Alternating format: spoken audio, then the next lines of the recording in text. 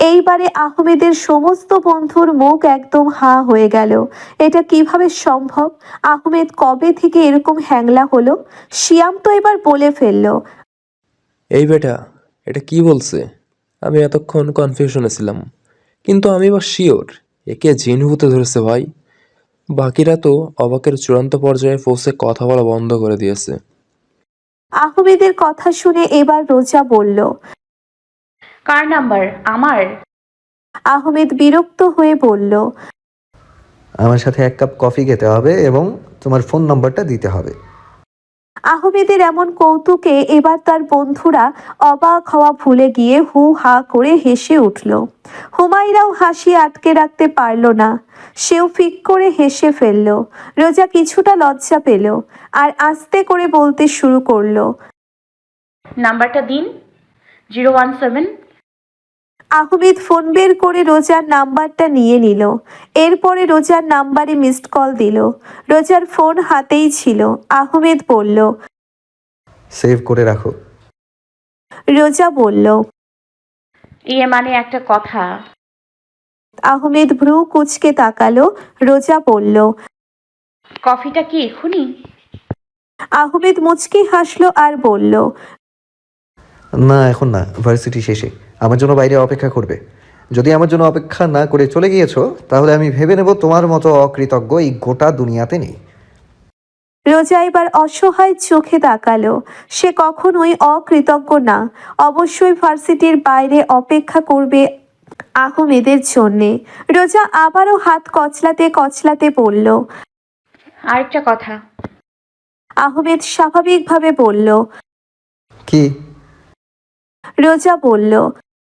Number নেয়া এবং coffee খাওয়ার সাথে ঋণ পরিশোধের কি সম্পর্ক? কফির টাকাটা না হয় আমি দিলাম, কিন্তু নাম্বার নেয়ার সাথে ঋণ পরিশোধ মিলছে না তো। আহমেদ রহস্যময়ী হেসে বলল।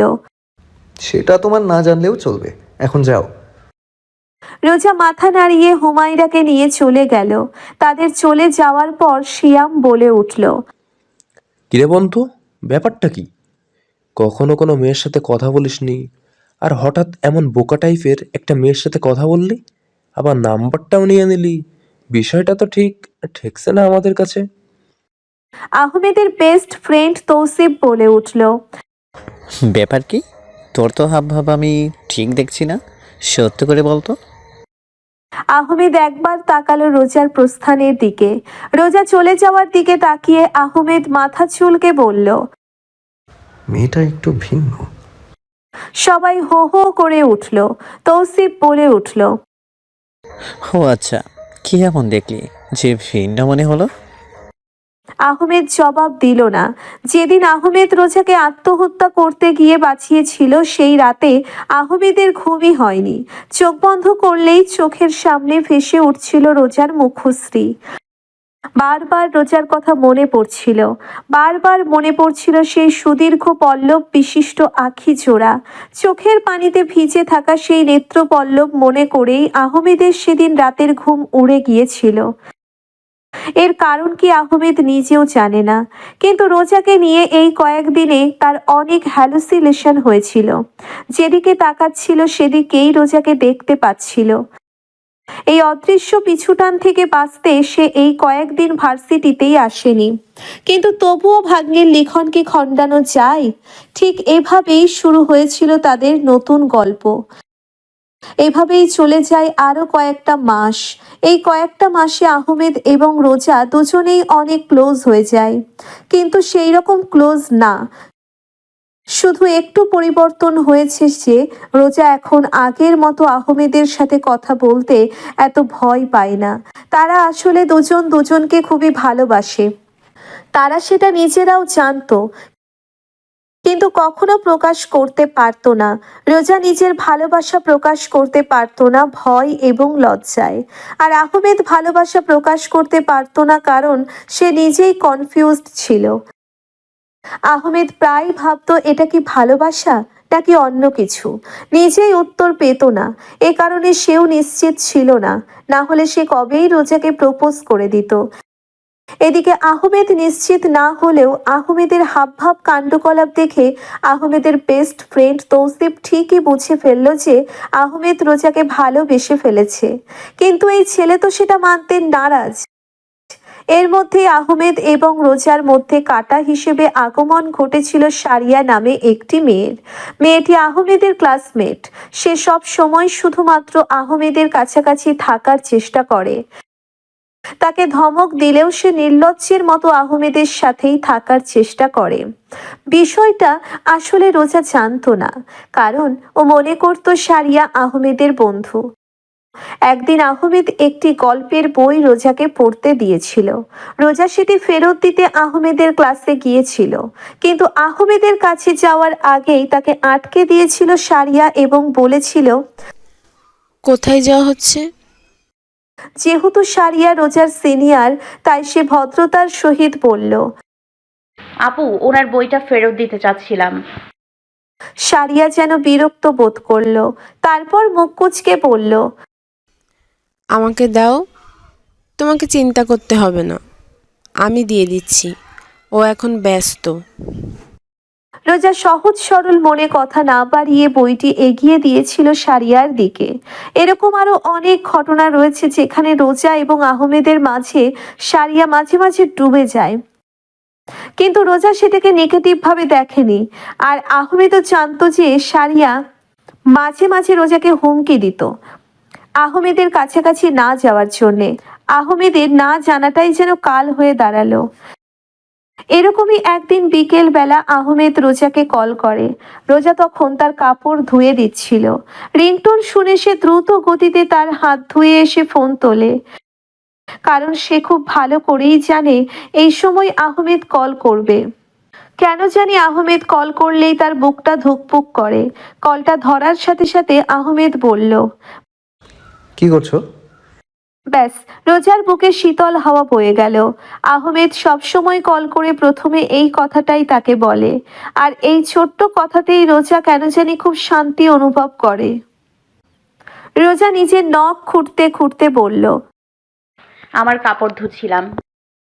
আহমেদ বলল, আজ রাতে একটু আসতে পারবে? রোজার চিন্তিত স্বরে বলল, কোথায় আর কেন? আহমেদ বলল, আসলে আমার বন্ধুরা মিলে আমরা সবাই একটা ছোট্ট পার্টির অ্যারেঞ্জ করেছি একটা রেস্টুরেন্টে। আমরা সবাই খেতে যাব সেখানে। দু একজন জুনিয়রও থাকবে, যেমন সিয়ামের গার্লফ্রেন্ড মানে তোমার ক্লাসমেট দিয়া থাকবে, তারপর তৌসিফের গার্লফ্রেন্ড মানে তোমার বেস্ট ফ্রেন্ড হোমায়রা থাকবে। তাহলে তো তুমিও যেতে পারো, তাই না? রোজা একটু লজ্জা পেল। সে খুব ভালো করে বুঝতে পারছে সবাই জোড়া জোড়া হয়ে যাবে দেখেই আহমেদ তাকে যেতে বলছে। বিষয়টা বুঝতে পেরে রোজা লাজুক হাসলো আর বলল, ঠিক আছে, আমি যাব। কটার সময় যেতে লাগবে আর কোথায়? আহমেদ বলল, তুমি সন্ধে 7টার সময় তৈরি হয়ে থেকো, আমি তোমাকে বাড়ি থেকে ড্রপ করে নেব। রোজা ঠিক আছে বলে কলটা কেটে দিল। এরই মধ্যে রোজার বাবা রমজান আলী বলে উঠল, কি ব্যাপার মা, কে ফোন দিয়েছিল? রোজা বলল, ওই যে আমার ওই ভার্সিটি সিনিয়র, বলেছিলাম যে তোমাকে আমার পরীক্ষার ফিস দিয়েছিল। রমজান আলী মনে করার ভঙ্গিতে বললেন, হ্যাঁ হ্যাঁ, ওই যে কি জানি নাম ছিল, আহমেদ, সাদ আহমেদ মনে হয়, তাই না? রোজা মাথা নাড়ালো আর বলল, হ্যাঁ, উনি ফোন দিয়েছিলেন। আজ নাকি রেস্টুরেন্টে ছোট পার্টি অ্যারেঞ্জ হবে, সেখানে জুনিয়ররা থাকবে। উনি আমাকে ইনভাইট করলেন। রমজান আলী বলল, বাহ, বেশ তো, সাবধানে যাস আর সাবধানে ফিরে আসিস। রোজা মাথা নাড়ালো। আসলে আহমেদকে রমজান আলী খুব ভালো করেই চেনেন। রোজা বরাবরই তার বাবাকে সমস্ত কিছু খুলে বলে। যেদিন আহমেদ তার পরীক্ষার ফি জমা দিয়েছিল সেই দিনই রোজা তার বাবাকে সব খুলে বলেছিল, কিন্তু আত্মহত্যা করার বিষয়টা লুকিয়ে রেখেছিল। এরপরে একদিন আহমেদ তাদের বাসায় আসে এবং রমজান আলী আহমেদের সাথে খোশ গল্প করে। ছেলেটাকে রমজানের বেশ পছন্দ হয়, এজন্য এই রাত্রিবেলা রোজাকে যেতে অনুমতি দিচ্ছে। কারণ তার বিশ্বাস আহমেদ তো আছে। কিছুক্ষণ পর রমজান আলী বলে ওঠে, তোকে মনে হয় আমি অনেক কষ্ট দেই, তাই না রে মা? এই বুড়ো অচল বাবাটার সমস্ত খরচ চালাতে, আবার তোর পড়াশোনার খরচ চালাতে খুব কষ্ট হয় তোর। রোজা কোমরে 2 হাত রেখে বলল, তুমি আবার শুরু করলে বাবা? মেয়েরা বাচ্চামো দেখে রমজান ইসলাম হেসে ফেললেন। তিনি হুইল চেয়ারটা ঘুরিয়ে বিছানার কাছে যেতে যেতে বললেন, আমাকে একটু বিছানায় শুইয়ে দে মা, আমি ঘুমিয়ে পড়ি, তুই আসলে উঠবো। রোজা তার বাবাকে ধরে হুইল চেয়ার থেকে উঠিয়ে বিছানায় শুইয়ে দিল। রমজান আলী বলল, তুই আমার জন্য অনেক কষ্ট করছিস রে মা। তোকে যে আমি কি দিব আমি কিছু জানি না।